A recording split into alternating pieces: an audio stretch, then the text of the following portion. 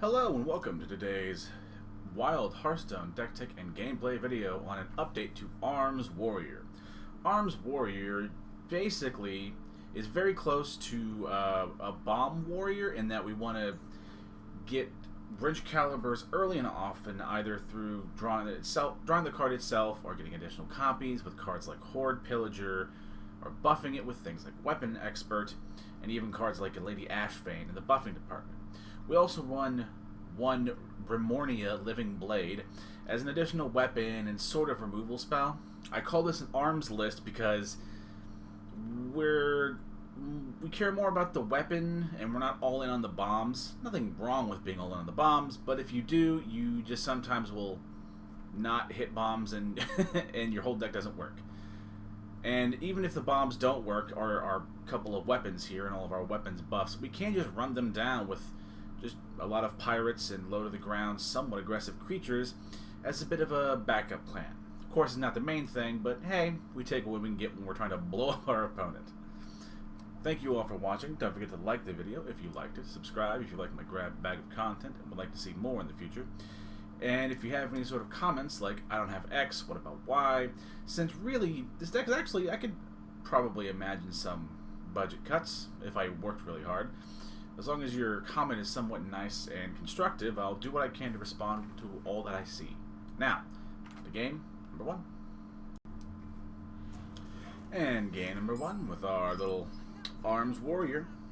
As a general rule for opening mulligans, if I don't have a Wrenchcalibur in my hand, for the most part, I will look for either a Wrenchcalibur itself or a way to draw one, like the Weapons Expert. So we'll go ahead and throw back these two. Hey, we actually get it. In that case, we're probably going to save the Weapon Expert until after we play the Wrenchcalibur. Especially now that we don't have a reason to play it. Alright, I mean, I'll take it. I'm not going to look a gift horse in the mouth and all that. See what our opponent's doing. The fact that they aren't Renathal is a good sign, since usually Renathal decks are just harder for the bombs to kill. And honestly, a Wicked Shipment doesn't tell me much. Go and play a Harbor Scamp.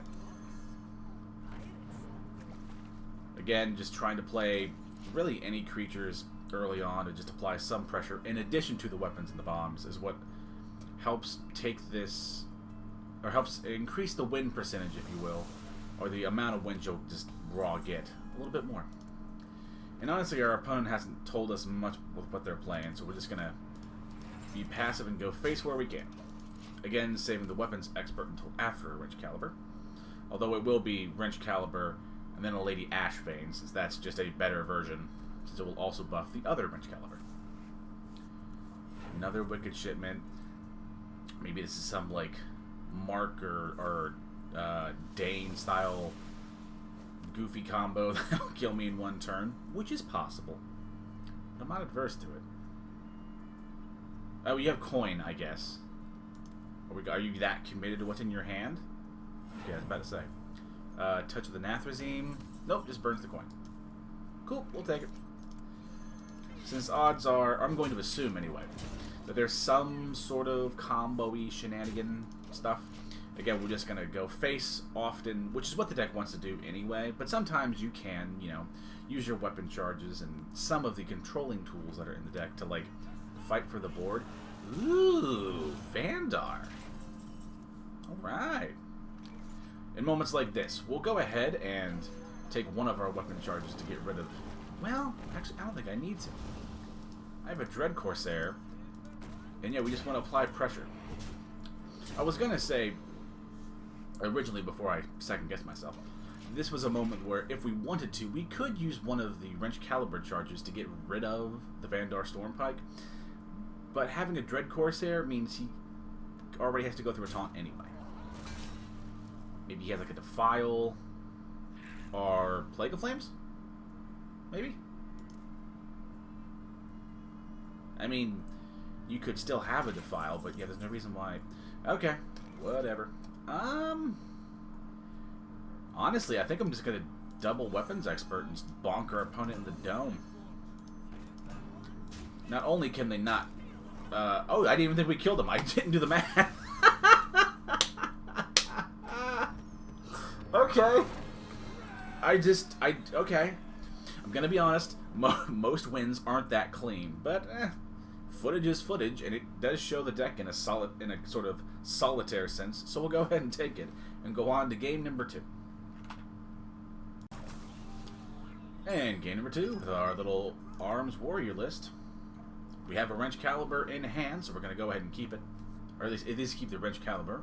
We'll throw back the Brute because it's too expensive. We'll keep the Deckhand, not only because it's just, you know, a body on the board early, but it does allow us to get the Wrenchcalibur out a turn early and sort of makes... Oh, that's fantastic. Yeah. Not only does it allow us to get it out the Wrenchcalibur, to continue the thought from earlier, out earlier, it's sort of kind of free a little bit. Okay, that's not that bad. Yeah, go ahead and just play the Deckhand. We didn't have anything else to do anyway. See if our opponent's doing something weird and goofy. Ice Fishing, so yeah, Flurgle Tox at minimum. That's usually what a person draws.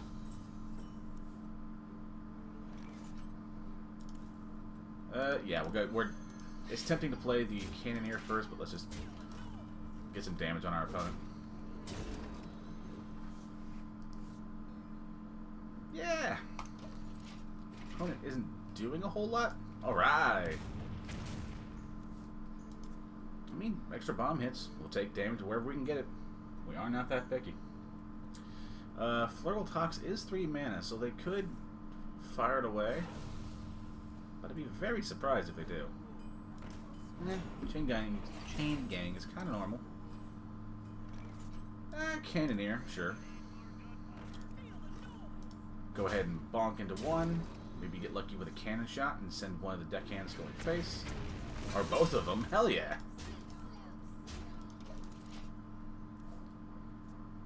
See what our opponent does. Again, they almost certainly have, I think these 2 cards are probably Flurgle Tox. They could technically be any amount of Murlocs, but those are pretty reliably what you get when you, or what you're fishing for when you go ice fishing.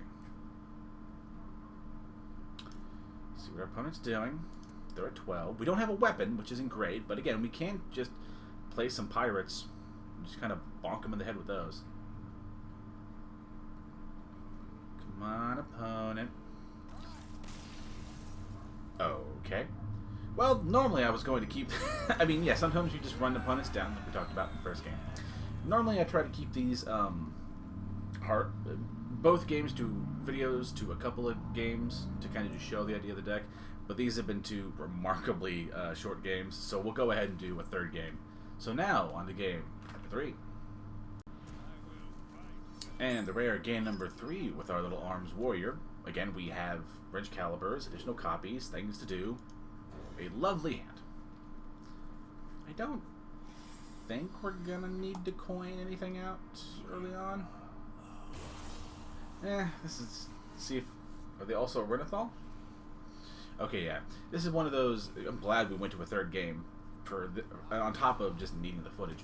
There are decks like this where every once in a while you'll find somebody who's like really committed to having a thick deck, ladies and men.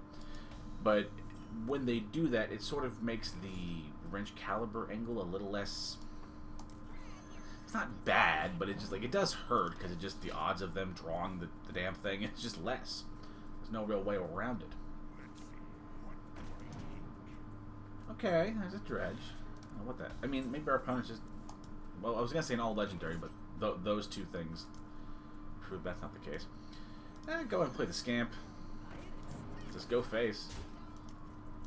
Not much more than that one can hope to do, honestly. We will go ahead and play the Wrenchcalibur on 3. If our opponent goes to trade, we'll see where we... If our opponent goes face, we'll probably just throw the Wrenchcalibur into the Tuskar Boy, but if not, yeah, we might just... Ooh, that's pretty good. Yeah, let's keep going face. I think we're okay. So next turn at this rate, odds are, unless I draw something fantastic, I'm probably just going to play the Cannoneer and hope we get lucky with at least one of the cannon shots cleaning up some of their board. I'm almost certain that the secret could be like an Oh My Yogg. Really? Oh, ooze. Is it gonna get rid of ooze? Right? Yeah, fair. Also, admittedly, weapon removal effects are like remarkably rare. So in that case, let me coin here. So it's not Oh My Yogg. It's not what's it called? Like a noble sacrifice. It's not a redemption or one of those.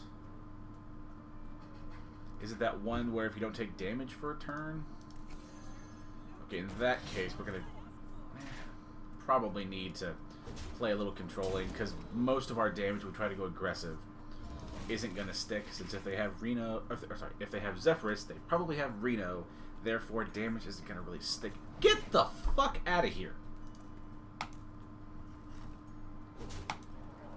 Okay. Somebody hurt this person. There's a lot of weird shit in their deck. They're a hurt soul. Okay. That's cool. That's fine. I'm down. That's very fucking weird. I guess the Cannoneer, just because it's the biggest body. Same thing with the Hookfist. Yeah, I have... We're off the goddamn map now. But I'm in it. I'm in it. I have no idea who's going to win this game. We're just going to hope and pray. Okay, what are we doing? Oh, yes, the tempo. Oh, no, that's right. Double the Zola triggers. Okay, okay. The deck is fine. It's cool. Guess we're just going to bonk face... Pardon? Oh, Reckoning. Okay, that's the one I didn't think of. Makes that a little worse. Yeah, I guess we just play some dudes. Fucking ooze into a raw dog ass kobold sticky finger. Please tell me there's that plate breaker thing that destroys an opponent's armor. Please tell me that's in here. Okay, so the Leviathan, that makes sense. Okay, so I guess they're just some like Reno good stuff list. I would call it like a Reno mid-range to use Magic terms, because they're not doing anything like bad. Just their choice in cards is fucking weird. That doesn't terribly help me actually. I think I just need to brawl to not die. Odds are is that we do die. We just do. A small thing left over. It's not great. But next turn we can title Revenant and show why the Revenant's even in the deck, because it seemed like an odd one. But when you're so committed to like the weapon and the aggressive synergy, you do need some removal to be just somewhat responsible. Ah, hell. Oh, does it just kill me? It's not good. But this allows a little bit more responsibility in the deck, that you have a little bit of removal, a little bit of armor gain on a perfectly fine creature for 8 mana. Okay, that's not great. But I don't have the biggest option in the world. In that case, we're just going to use the Battle Cry to pick off a creature. Okay, so we're at 11 health. He has 6 damage on board. It's something. It is something. And I guess all of the shuffle stuff in there is just like an insurance policy. Now, $1 million question. Does he trade? Or does he... Well, there's arguments to do both, I guess. Maybe I'm like a big coward, but I'd probably trade, but I am close to death, so maybe that would be the wrong play here. Very possible.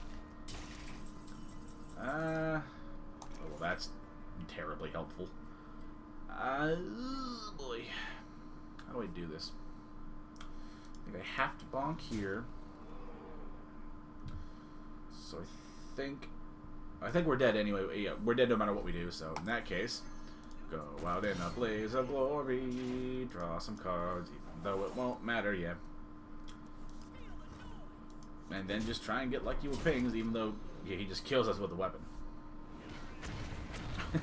Sometimes you can make all the plans in the world, but sometimes you do just die to random cards that you could never expect in a million years. And it's the weird part is he didn't even have it.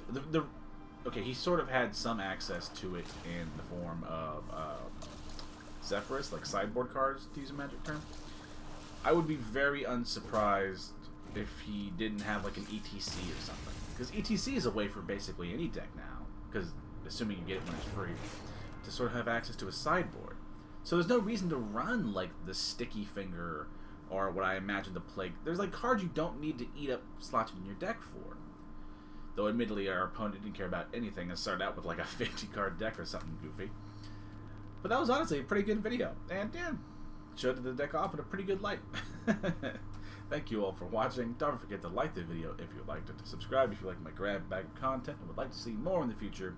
And if you have any sort of comments, as long as they're somewhat nice and constructive, I'll do what I can to respond to all that I see. Have a great day, and be kind to one another. Bye-bye.